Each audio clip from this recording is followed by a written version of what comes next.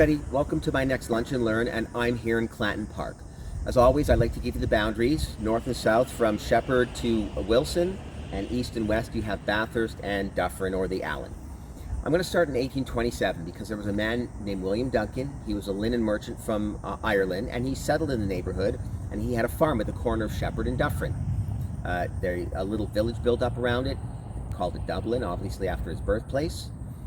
They put a general store in the 1930s, and here's a cool little tidbit. He built a one-room schoolhouse in the 1870s called Dublin Schoolhouse.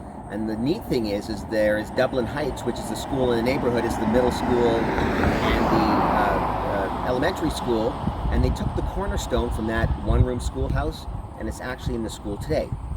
Anyways, the majority of the houses here were built in the 50s and 60s, and this bungalow behind me is a classic in here. So there's tons and tons of bungalows. There's 1.5-story houses, and there are 2-story houses. And what's really nice about this neighborhood is that the lots are really generous. You have a lot of 40 and 50-foot lots, and you can see what it does do is it allows you to do a lot of the tear downs, and there's been so much of that going on in the last 25 or 30 years as well, and you'll see a ton of it. There's also one other interesting area that's kind of a little pocket that used to belong to, I guess it could have even been the Air Force Base or something. We're going to go there and have a look at, because there's a completely different little pocket there. Let's go have a peek. So as I mentioned, there's an enclave on the western edge of Clanton Park. It's called Balmoral, and this was a subdivision that was built in the 90s. It's right at the corner of, I guess I'll call it Joel Swirsky and Wilson Heights. Anyways, I like this neighborhood. It's quiet. I like the trees. It's very, very mature. The architecture is interesting.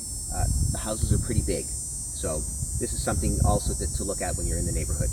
House prices. The majority, the lion's share, about 75% of the houses in the neighborhood are between $1 and $2 million. About 20% of them are between 2 and 3 million, and at the upper end, about 5%, you have 3 to probably the highest I've seen sold is 3.6. Now, there are condos as well, not many, but there are condos along Shepherd, and there are condos in an enclave just south of Wilson, near Wilson Station. And as a general rule, 1-bedrooms are 5 to the low 600s, 2-bedrooms, and there's always an overlap, high 500s to even into the 900s. Depends on the size. Anyways, we're going to go for lunch. We're going to go to a place called Sampanguita Village. And there's a large Filipino population in the neighborhood. They live in a lot of the rental buildings in the area. And that's, I guess, why it's called Little Manila. So let's go check it out and see what it's like.